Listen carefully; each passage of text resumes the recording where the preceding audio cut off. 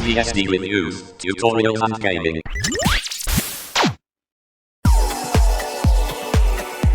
Hi, it's RoboNuggie here, and in this video I'll be taking you behind the scenes as well as on the screen of my current system setup. Before we start, if this is your first time to the channel and you would like to learn more about FreeBSD and the journey to a better desktop and server, then please hit subscribe and hit the bell so you don't miss out. Right, we'll begin this little tour in the office that I have. It's really the back room really, but you know, it's an office. And they've got a green screen there and a corkboard with nothing on. I have a cupboard with lots of keyboards, laptops, scanners, cat food boxes filled with knickknacks, and magazines, peripherals, hanging watch. It's all very dark, I do appreciate it. I've actually turned up the brightness a little bit, but it's still too dark. So I've got magazines, lots and lots of extra peripherals. I've got a IP phone. This monitor is for the test machine. And there's lots of hard drives and a box full of screws and nuts on top of the test machine. Magazines, some spare computers at the back. This monitor, right, this monitor is for the test machine. This monitor is for the Windows 10 machine. It does nothing but handle audio production. It just sounds better than the box that I use for my main workstation. That keyboard there is for the test machine. And that keyboard there is for the Windows box. This is one monitor of my main FreeBSD machine. There's a microphone. There's a Sun keyboard, very nice. Two mice for the other machine, by the way. There's the middle monitor and the third monitor, and a picture of me. But you know, the way that the lighting is and the way that I had to do the green screen, it looks like I've got no pointy, I've got no eyebrows, or like Vulcan ones, and they're not actually like that in real life. We've got some Sony headphones, Logitech camera, and a cupboard full of stuff. Yeah, I think that's about it. And there's a little wide angle shot. Well, fairly wide angle for my old camera. And that's where I do all the videos.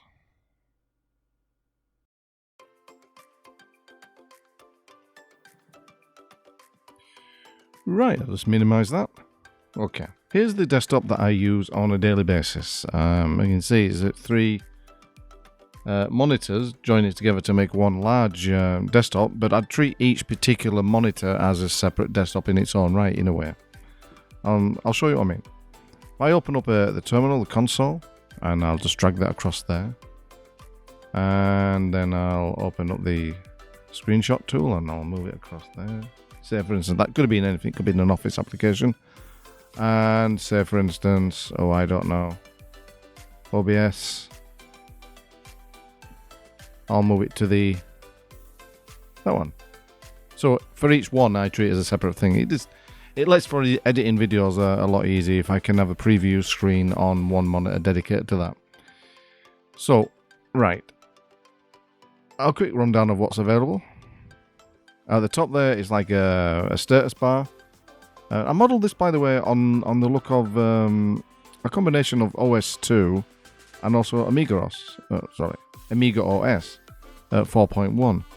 Which is something that I've always liked. I've always liked the Amiga OS, and the latest version 4.1, well, latest, it's been out for a while, but latest version, I would love to have. I've used it in emulation, but it's not quite the same as having it on real hardware. And maybe one day I will. But for now, I'm making KDE 5 look as close to that as possible with some FreeBSD theming on some of the icons, which I added. So the icons themselves are based upon Amiga ones with FreeBSD logo added onto them. That's pretty cool. And the colouring as well is to match the Amiga and FreeBSD.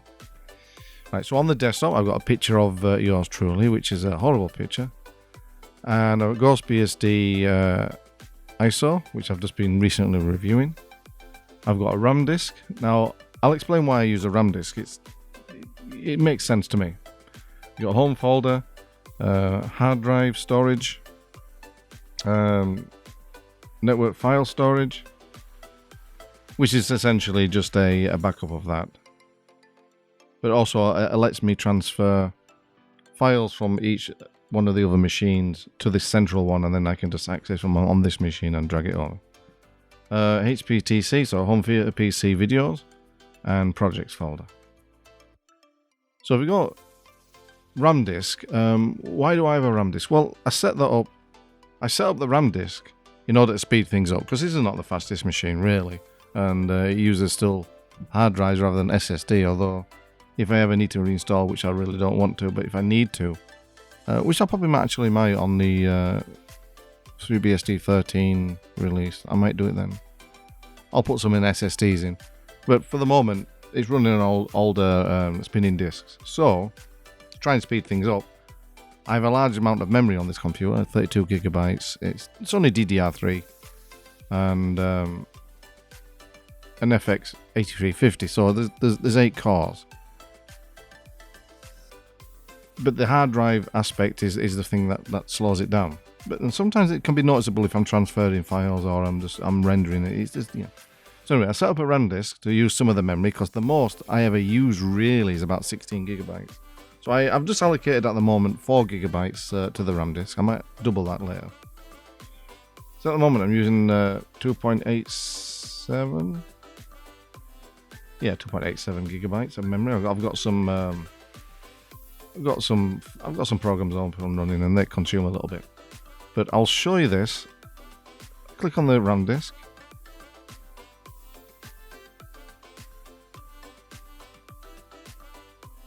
Right. And at the moment it's like, say, 2.9 now. If I drag over this GhostBSD ISO and move it, that's pretty quick. That's almost instant. Almost. I mean, this is an older machine. It's doing things in the background. But if I drag it back to the desktop, it will take considerably more time. A little bit more waiting. Keep on waiting. Takes a bit longer.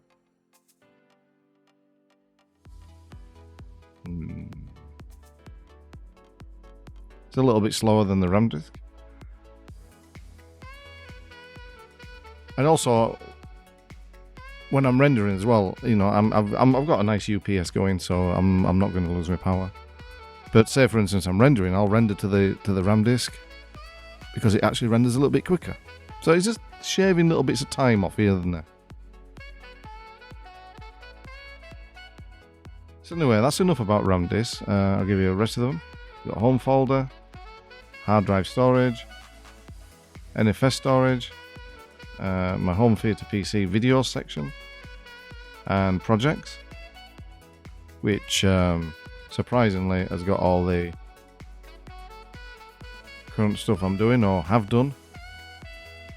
One useful thing that that anyone makes YouTube videos really should do is they have a quick start file. So these are all the essentials. You just like drag them into your video editor, and so you're saving yourself a lot of time that way. This is what I do.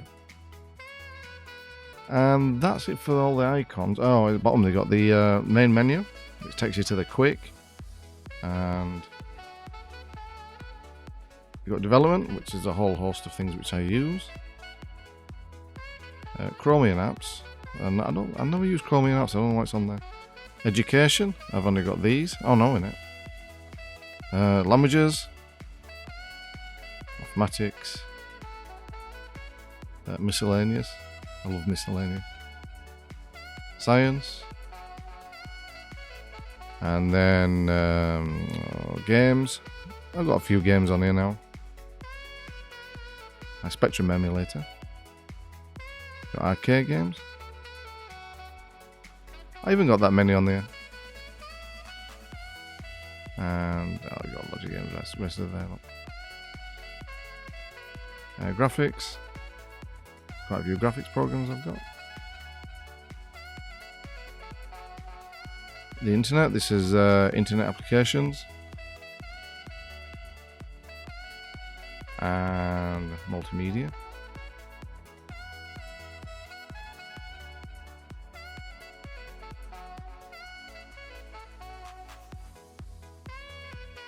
Office applications, you've got the usual OpenOffice. People are probably saying, oh, look, he's using OpenOffice rather than LibreOffice. I prefer OpenOffice. The interface is it's kind of more old-fashioned, but I prefer it like that. But also look at that cool splash screen there. It actually says FreeBSD. You don't get a custom flash screen like that on LibreOffice when you start up. This computer really is slowing down. We'll leave that running in the... Oh no, it's doing it now. Okay, thank you very much. So yeah, it's kind of more of a basic look, but I prefer it like that. So you got that, and I won't give you time much longer on this. You got a radio companion and a spectrum analyzer. Spectrum analyzer is interesting. On your settings, you've got the usual ways to change things. Actually, we'll just go back to settings for a minute. I want to show you MPV settings. Drag over to the middle one. So I'm running some of the latest drivers, 440.31. That's not too bad. And I'm running a GTX 750. So it's not the most powerful of graphics cards, but it's enough for me. I am considering upgrading, but I don't know. It has to support 3 monitors, and this one does. So I'm keeping it for now. And, also get a nice little logo here in video one. That's pretty cool. So that's the settings. System. Various ways to also change things.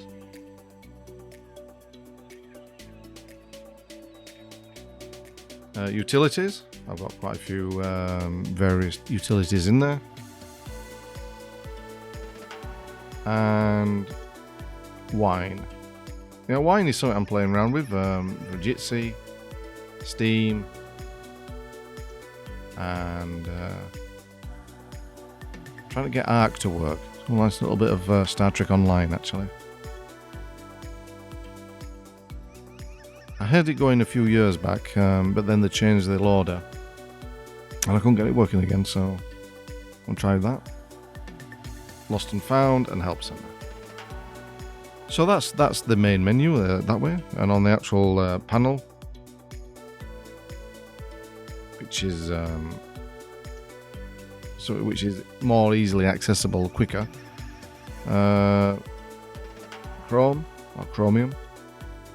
Shortcut, OBS Studio, Inkscape, Dolphin, Spectacle, OpenOffice, of course, Simple Screen Recorder, the console which is running, so I might get rid of that actually now, and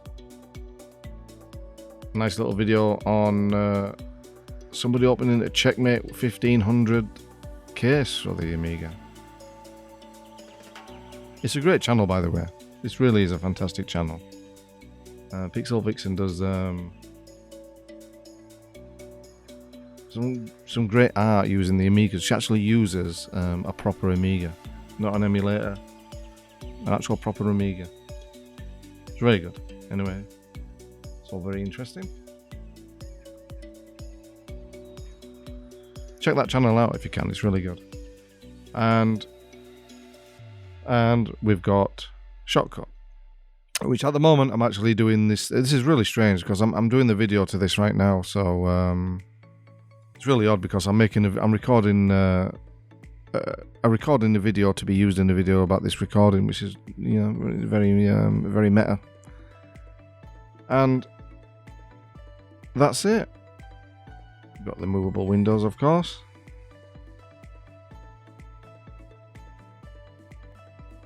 Share, clock,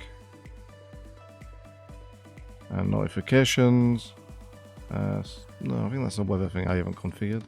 Simple Screen Recorder, pass, and You got the rest. So that is... Oh, I know. A few text files there. That's it. That's my desktop. That's what I use. I previously used Motif Window Manager, of course. I've still got much time for that. I think it's a fantastic desktop. But I just felt like a change, felt like using some KDE, and why not? And this is my desktop.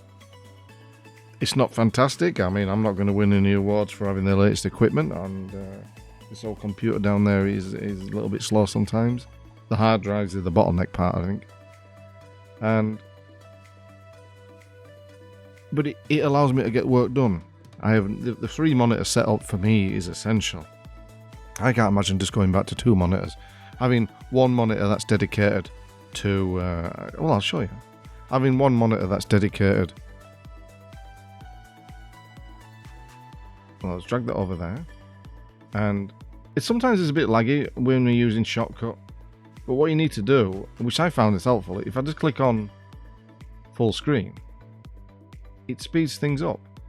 Whether it uses the GPU to render the interface, I don't know, but things do really speed up.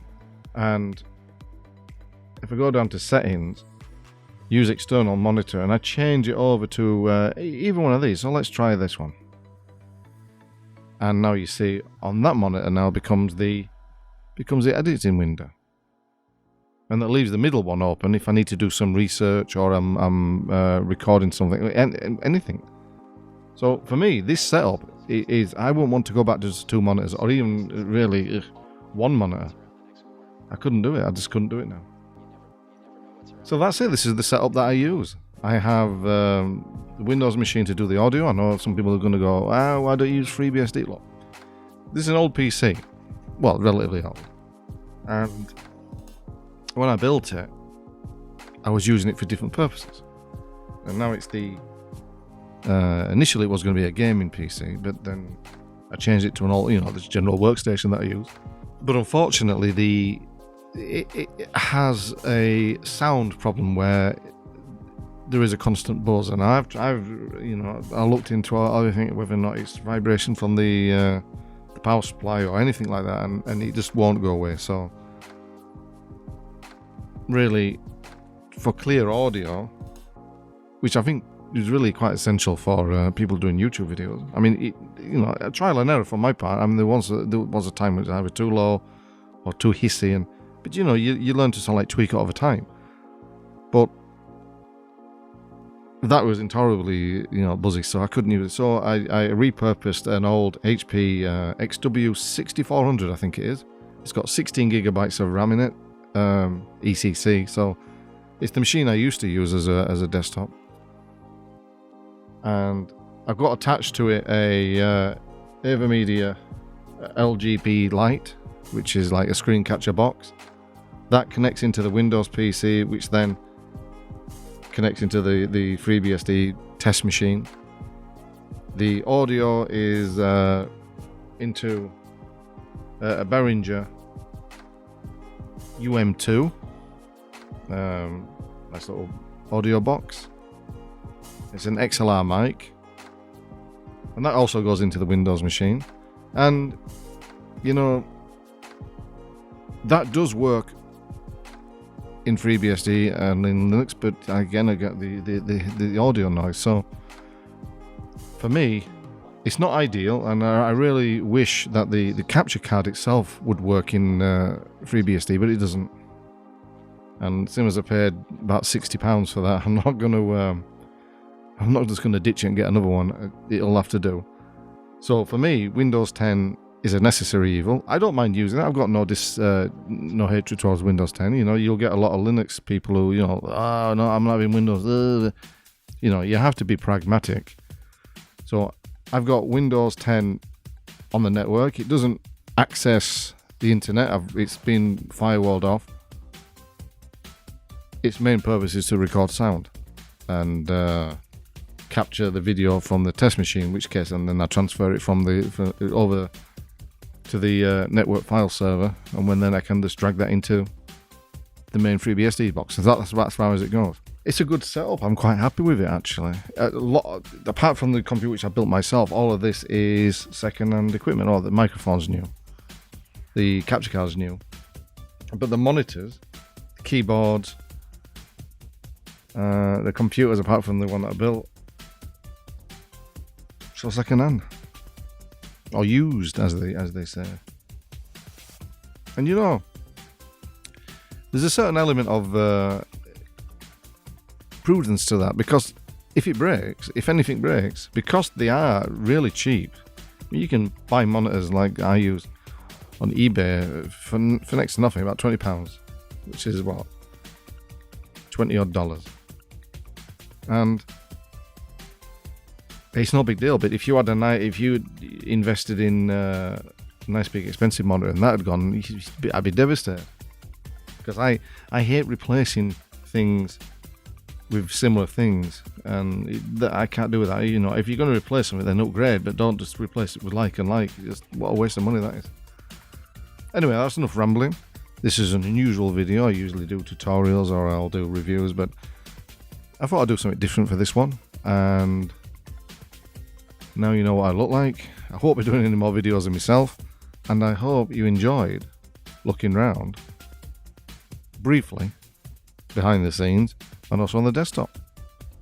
Anyway, thanks for watching, and I'll catch you next time.